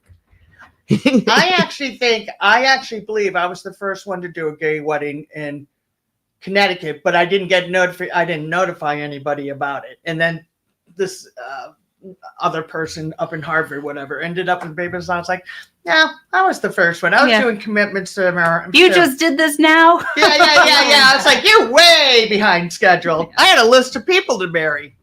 The commitment ceremony. And why should that even be a thing? I was first. No, I was first. Well, I probably DJ'd the first gig. Cool for you. Because as soon as it went through, I was on a a bystander. Like I was in the ropes for going to All Souls. Yeah. Unitarian. I can't say the Unitarian. words. London. Yep. Yeah. And Carolyn, their minister or whatever she is, I'm sorry, I love you, Carolyn, called me and was like, "They passed, come on." And I went there, I set up, and it was the first gig that my mom showed up to. Oh, Wow. And it was amazing. Yeah. nice. So that Very must nice. you must have Yeah. been very pleased. I was so happy that day. Oh, Yeah. heck yeah. SCOTUS voted it through to be a right. They're not all states have not passed it, have they? Yes. They It's a have? federal. Well, now they're talking about Even you the hear rumblings. deep It's- south. The Supreme Court of the United States made it a federal law. Right. So yes. Good. Whether they like it or not has nothing to do with anything. But But it is a federal but you can law. say gay in Florida no matter what they say. Right. That's to you, Wow. DeSantis. We've got about 5 minutes left. What do you want to tell us? We'll All give you right. the last word. So I just want to make sure everybody knows when you get there, you sign in with our intake person. And You're her name is- talking about the old Mystic Yeah, Village old at the Mystic meeting Village house. for the free Valentine's Day weddings that I perform every year there from 10 a.m. to 2 p.m. And I do stay. If there's more people, I stay until they're all done. Do you Aw. give them slots? So Yeah, if well, I they come called, in, chronologically, my intake person has their name and number. okay, So she, they don't all show up at 10 o'clock. no, but sometimes you do. You might have, 5 people showing up to get married with their entourage, all their friends and family, whatever. And so you'll sign in with Joanne Holly, who's the great, wonderful person, and she'll give you an envelope. The envelope is full of, it has 5 different ceremonies. They're all abbreviated. You literally just look through each one, decide which one works for you, and then she'll write it down on a little piece of paper, stick it onto your wedding license envelope, and then you'll come up and I'll marry them. Wow. So, and But you are behaving. You're not going, number 6, come on down. Deli order. Jen and Mary, it's your turn now. Like that. So in between. So what happens is we have professional photographers, Jamie and Sarah, photos and film. They're going to be on site there. They'll be recording everything. And so when you sign in with my intake person, then they'll come over and get your name. And so no matter what, they're taking pictures of every single wedding. And Wow. then Wow. they'll send you a link and you just tell them which ones you want. And they do it for a nominal fee. The whole point was, It's like going to Santa Claus in the mall. yeah, And they're always taking pictures. well, but the point Yeah. is, you want your wedding documented. Of course. What's nothing? I mean, like Kip and I, oh my God, we have 2 pictures. One is on the bed. We're on the bed dressed like ding Ayo. dongs instead of taking a formal picture. And the other one's blurry. I had a terrible wedding photographer. Oh, It's funny. I do so many weddings and I really screwed mine up. well, you have to give me your card because then I can recommend Yeah. you. I had a great DJ. I had a terrible photographer. And we pulled a bunch of strings for my dad who had Alzheimer's to get out of the home and come to my wedding. Wow. We got him all dressed up. We had a personal nurse. We paid for it out Wait of a minute. pocket. Why didn't I marry you? I don't know. I didn't know you. Oh. I'm sorry. And so she just, I don't know, she blamed the windows. The building did have windows. What that have to do with anything? That was a problem. I don't know. Oh Lord. The outside photos came out nice. I'm still trying to figure out. You know, the building had windows. So Yeah, all the so lights, because I don't know then what you she do as a didn't know what photographer. she was doing with lighting. Yeah. You know how to deal with it. Yeah, Yeah. I don't know what it has to do with anything because I'm not a photographer. I own a camera. That's about it. But all the lights had I have astigmatism. So when Mhm, I me drive too. at night, you see the lights go all the way up to the heavens and all the way down to hell. Right. It's Oh like, my God. that was all of my wedding photos inside. Every Wow. single chandelier was like, whoosh. Wow. And I've asked many. Obviously, they didn't know how to work with lighting. No. Did they Which fix is them like now? Photog know. 101. Right. I don't know. That But- is really And not a shame. single picture of me and my dad walking down the aisle where I pushed Oh. him in his wheelchair. So did you ask anybody, any of your friends, if I they had by chance took Yes. a picture of and we us? had so many better ones. Oh, Oh, okay, good. good. Yeah. And we had a cinematographer. I can't say it. Cinematographer. There we go. Videographer. No, and I'm thinking food. Cinnamon? Is I'm there like something cinnamon? How about videographer? So I we mean, I froze was the speech, I was screen. in speech for 10 years. Yeah, we me too. Well, not that long. We froze the screen on the video and we've screen captured a bunch. Right. That worked really well too. That's good. Perfect. That's Yeah. great. Perfect. So, Well, Marie Tyler Wiley, thank you. I would love to show up on Friday and just see a wedding, but that wouldn't be fair. oh my gosh, Rona, if I wasn't already married, I'd marry you. Well, actually, and there's people that do show up to watch. they? Bottom line's They Friday from 10 a.m. to 2 p.m. But they wouldn't want. I'm somebody doing they don't- regular weddings. I'm doing vow renewals and even commitment ceremonies. Ah. If you're not ready to take that big step, I've got some ceremonies you can choose from, and So do it's that like, too. I think I want you. We'll just put a bookmark in this. Yeah, and right. See you next year. Yeah. That's interesting. That'll be for the next time Well, you're my whole here. thing is just to cater. If you're listening on Facebook or YouTube and you're driving, just take a quick screenshot. This is her cell phone number, and we're going to keep it for 54321. This is her website, ctjpmarie.com. Take a quick screenshot. Very good. You're good. Next week, we will have, speaking of Mystic, we will have at 3 o'clock the movie guy, Bill Doherty from the Mystic Luxury Cinemas, the All South County Cinemas, the Madison Cinema, and the Westbrook Cinemas. And he will be with us as he is every third Wednesday of the month. He will be followed by Carly Callahan and company from the United. There's always so much going on at the United, and I know she's going to want to talk about the Westies because she'll be here on the 19th, and the Westies are taking place on the 21st. And guess So- who won one? Did No, you? we know No. a few people. Rona won one. So we will see you all next week. As I always say, take chances, but not on the road. But take chances, love life, and get married. You still have a chance. You don't even have a waiting period. Take care. See you next week. Man About Town. This is 321 Media, and this is Westerly, Rhode Island. And Weirdsterly LLC and Weirdsterly.com.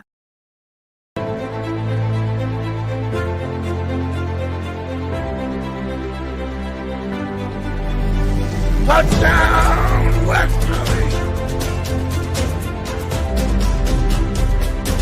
A chance for the Chargers, and they score! In the front, Guzzi again!